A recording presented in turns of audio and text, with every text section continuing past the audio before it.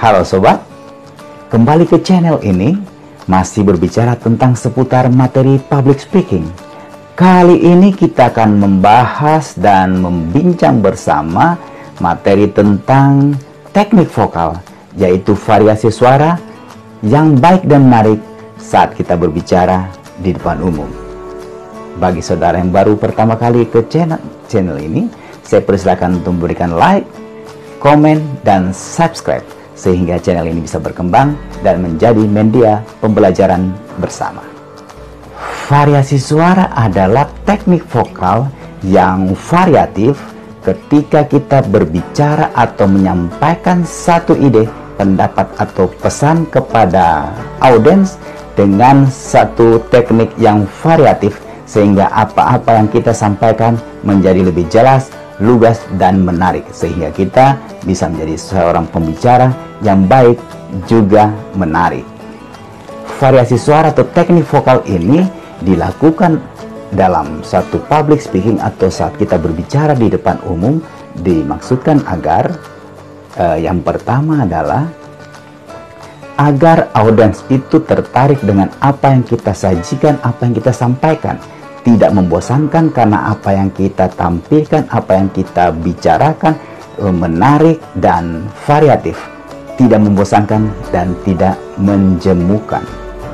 Yang kedua adalah apa-apa yang kita sampaikan berupa kalimat, pesan, atau gagasan, kedengarannya atau disampaikan ditangkap secara variatif. Variatif artinya ada teknik-teknik vokal yang bervariasi sehingga tidak monoton, tidak datar-datar saja, dan tidak menjemukan sehingga audiens melihat, menyaksikan, dan menikmati apa yang kita sampaikan, apa yang kita sajikan, dan apa yang kita presentasikan dengan seksama dan hingga selesai.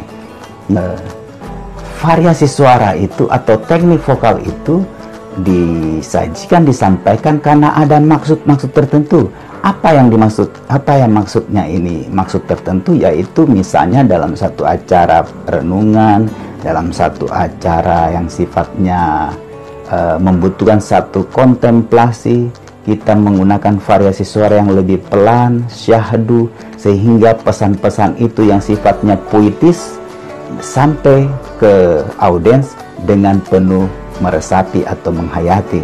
Itu contohnya. Yang kedua juga misalnya dalam acara-acara tertentu kita sampaikan itu dalam kita sebagai seorang pembicara publik untuk memberikan nasihat, teguran, ada maksud-maksud tertentu sehingga audiens atau pendengar kita tidak jemu atau membosankan, bahkan akan dalam tanda petik akan keluar dari forum yang kita sampaikan karena maksud tertentu kita memberikan nasihat, memberikan wejangan itu dengan variasi suara yang membuat mereka menjadi lebih sabar untuk menerima dan mendengarkan apa yang kita sampaikan.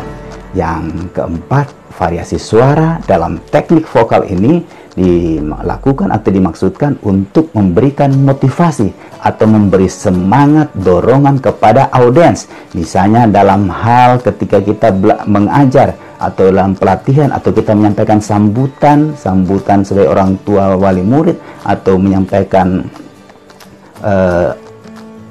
materi sebagai akhir dari kelas yang kita ampu atau kita bimbing, kita memberikan semangat, memberikan dorongan kepada peserta didik, kepada pendengar, kepada audiens ketika kita menyampaikan sebagai pimpinan organisasi atau apapun namanya sesuai jabatan dan fungsi daripada seorang pembicara publik tersebut. Ada motivasi, ada dorongan semangat sehingga dari variasi suara teknik vokal tersebut dapat terlihat bahwa ada aura motivasi yang ditransferkan kepada audiens sehingga audiens pun termotivasi dengan apa yang kita sampaikan dan yang kita sajikan. Sekarang kita akan belajar bersama, simak tentang variasi suara yang secara umum saya tampilkan dalam materi kali ini. Variasi suara yang secara umum yang saya tampilkan dalam materi ini ada berapa banyak, tapi saya ambil yang secara umum saja ada 3 bagian besar yang merupakan teknik vokal dalam variasi suara sebagai seorang pembicara publik yang baik tapi juga menarik. Yang pertama adalah seorang pembicara publik harus memperhatikan volume. Volume adalah keras atau lemahnya seseorang berbicara. Volume yaitu menyatakan tentang daya tangkap seorang audiens, begitu juga terkait dengan besar atau luasnya forum.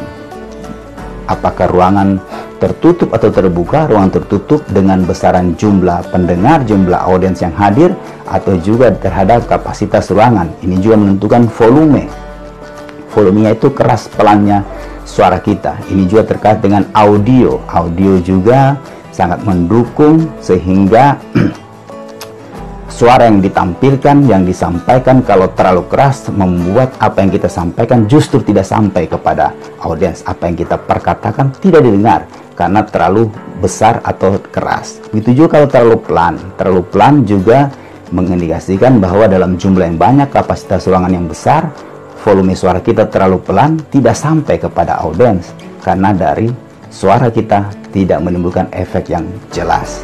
Volume berkaitan dengan kapasitas ruangan, juga berkaitan dengan forum, besar kecilnya forum, formal, semi formal atau non formal daripada satu acara atau kegiatan tersebut. Begitu juga dengan tempo. Tempo yaitu tentang kecepatan berbicara. Tempo ada yang pelan, ada yang lambat, ada yang sedang, ada yang cepat. Tempo dalam variasi suara dalam teknik vokal ini berkaitan juga dengan jenis acaranya. Apakah acaranya formalkah, semi formalkah, atau non formal? Kalau acara yang formal, umumnya temponya agak lambat atau sedang. Contoh dalam sambutan, dalam penyampaian, dalam upacara di sekolah maupun di kampus, penyampaian dari pimpinan, biasanya temponya lebih pelan, lebih atau sedang dibandingkan pada acara-acara yang sifatnya non formal atau semi formal. Pada acara-acara yang non formal seperti pertemuan besar, reuni, itu temponya agak lebih cepat, lebih motivatif dan lebih bersemangat. Begitu juga dengan volumenya. Pada acara-acara formal, volumenya tidak terlalu besar, tapi dia pada posisi sedang atau agak pelan sedikit. Ini tergantung daripada situasi di lapangan, juga berkaitan dengan jenis acaranya. Intonasi atau lagu kalimat. Lagu kalimat dalam pengertian lain juga seperti nada bicara. Ketika kita menyampaikan sambutan, menyampaikan materi pelajaran, menyampaikan nasihat, wejangan atau arahan, ketika kita berbicara sebagai seorang pembicara publik, tidak berbicara datar-datar saja, tidak berbicara seperti tidak ada variasinya, tapi ada lagu kalimat, ada nada bicara. Nada bicara berkaitan dengan tinggi rendahnya nada, tone daripada suara, tone of voice. Intonasi adalah tone of voice, adalah nada bicara atau nada suara. Tinggi rendahnya atau sedang, ini juga berkaitan dengan isi pembicaraan kita, kapasitas ruangan, juga berkaitan dengan hadirin. Begitu juga dengan jenis acaranya. Biasanya acara-acara yang formal, tone of voice atau intonasinya lebih sedang atau lebih rendah dibandingkan acara-acara yang sifatnya non formal.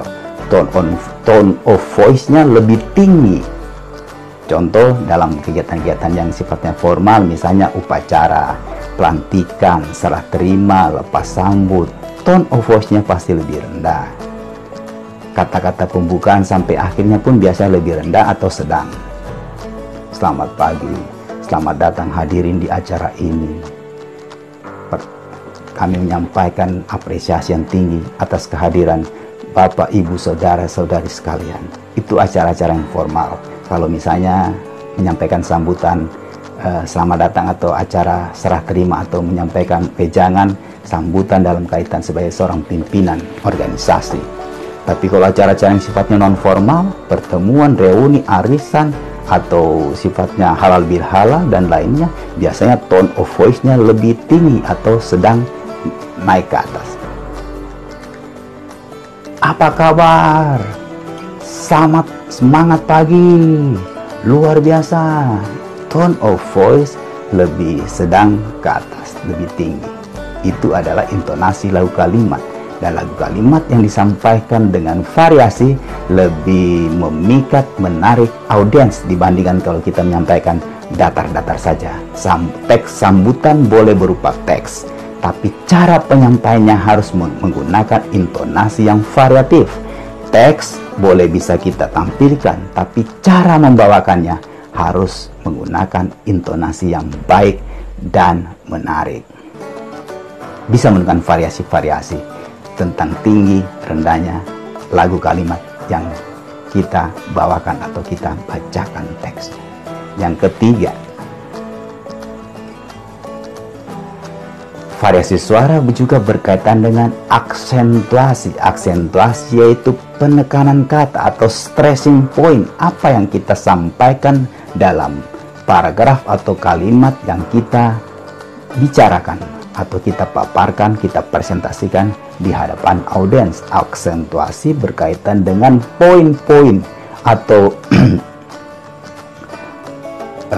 gagasan-gagasan utama yang kita sampaikan untuk bisa menjadi perhatian daripada audiens, atau titik tekan apa-apa yang kita sampaikan kepada audiens untuk menjadi perhatian yang akan disimak. Contohnya dalam bukan sambutan atau membawakan materi pelajaran, kita memberikan tekanan pada kalimat-kalimat atau istilah-istilah tertentu yang menjadi aksentuasi atau titik tekan, titik fokus daripada apa yang kita sampaikan. Itu merupakan aksentuasi. Sehingga tidak datar-datar saja. Aksentuasi juga bisa dengan pelafalannya yang lebih keras atau lebih lambat. Itu merupakan stressing daripada kalimat atau pesan yang kita sampaikan kepada audiens. Contohnya seperti ini. Bapak Ibu hadirin yang kami hormati, terima kasih atas kehadiran dalam acara ini. Adapun maksud tujuan dari acara ini adalah untuk bersama-sama kita membicarakan tentang rencana kelulusan bagi anak peserta didik kita pada tanggal 20 Mei tahun 2021 yang akan datang.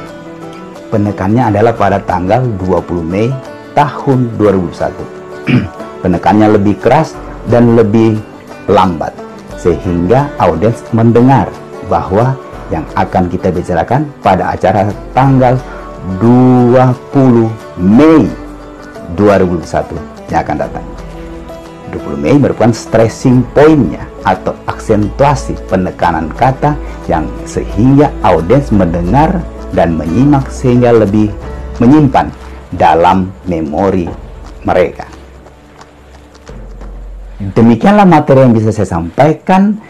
Semoga bermanfaat. Terima kasih. Salam inspirasi.